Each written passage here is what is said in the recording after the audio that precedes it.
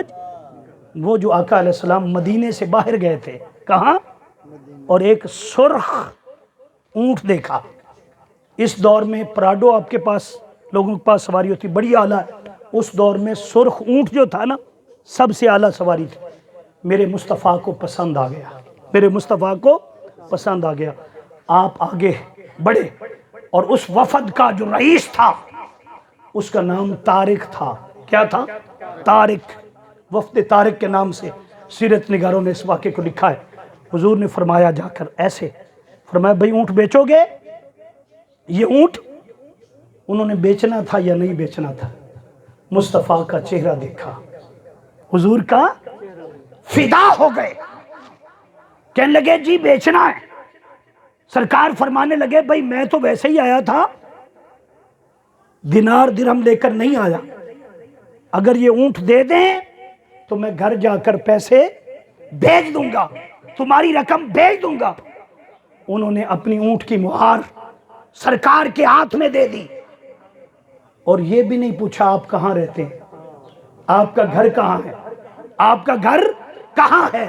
ایسے تکتے رہے تکتے رہے تکتے رہے، آخری 2 منٹ سننا توجہ کے ساتھ، تکتے رہے.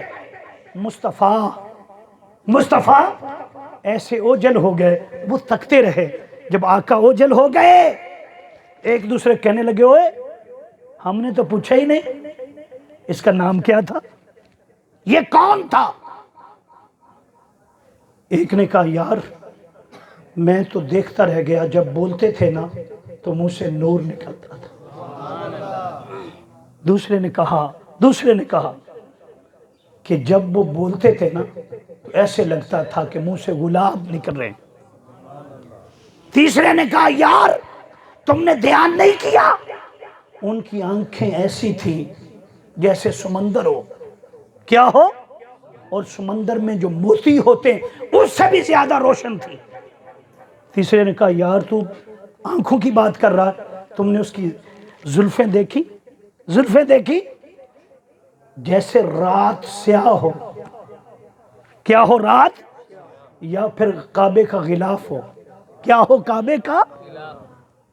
انہوں نے کہا یار باتیں ہی کرتے رہو گے، ہم تو دیکھتے رہ گئے. وہ ہمارا اونٹ ہتھیا کر لے گیا، ہمارا اونٹ ہتھیا کر. بس یہ بات جب کی نا تو اندر خیمہ جو تھا اس میں رئیس یعنی طارق اس کی بیوی بولی. اس نے کہا واللہ انا زمانتن، اس نے کہا خبردار میں قسم کھاتی ہوں، میں ضمانت دیتی ہوں وہ شخص واپس آئے گا. وہ شخص اگر وہ واپس نہ آیا تو اونٹ کے پیسے مجھ سے لے لینا، اونٹ کے پیسے. اس وقت وہ بولے تم اس کو جانتی ہو؟ اس نے کہا جواب دیا جانتی تو نہیں ہوں، لیکن جب وہ باتیں کر رہا تھا نا تو اس کی رس بھری باتیں میرے کانوں میں پہنچی. جب میں نے پردہ ہٹایا اس کا چہرہ دیکھا، رب کعبہ کی قسم ایسا چہرہ آج تک دیکھا نہ تھا. میں ضمانت دیتی ہوں یہ جھوٹے نہیں ہو سکتے. ہاں جی، یہ ایسے نہیں ہو سکتے کہ اونٹ لے جائیں اور تمہارے پیسے واپس نہ کریں. فرمایا تم اگر نہ آئے تو میں ضمانتی ہوں.